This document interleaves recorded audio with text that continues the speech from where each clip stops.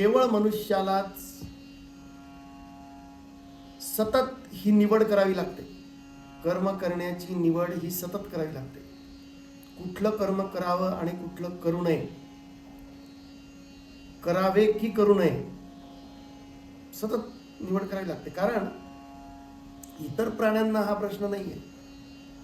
त्यांचं आयुष्य, त्यांची जीवन पद्धती ही निसर्गाने ठरवून दिल्याप्रमाणेच ते जीवन व्यतीत करतात.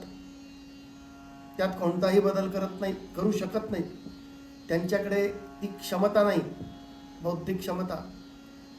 त्यांच्या मनात येणारी इच्छा किंवा भावना ही व्यक्त केल्याशिवाय ते जगू शकत नाहीत.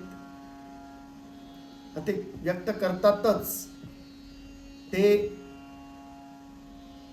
मनात निर्माण होणारी भावना व्यक्त करावी की नाही असा विचार नाही करू शकत. म्हणजे उदाहरणार्थ, कुत्र्याला एखाद्याचा राग आला तर तो त्याच्यावर भुंकतो. त्याच्या मनात क्रोध निर्माण झाल्यानंतर किंवा भय निर्माण झाल्यानंतर भुंकायचं की नाही हे तो ठरवू शकत नाही. तो भुंकणारच. मनुष्याच्या मनात क्रोध निर्माण झाला तर तो व्यक्त करायचा की नाही हे मनुष्य ठरवू शकतो, कारण त्याला बुद्धी दिलेली आहे. सबस्क्राइब वेदांत योग विद्या यूट्यूब चैनल.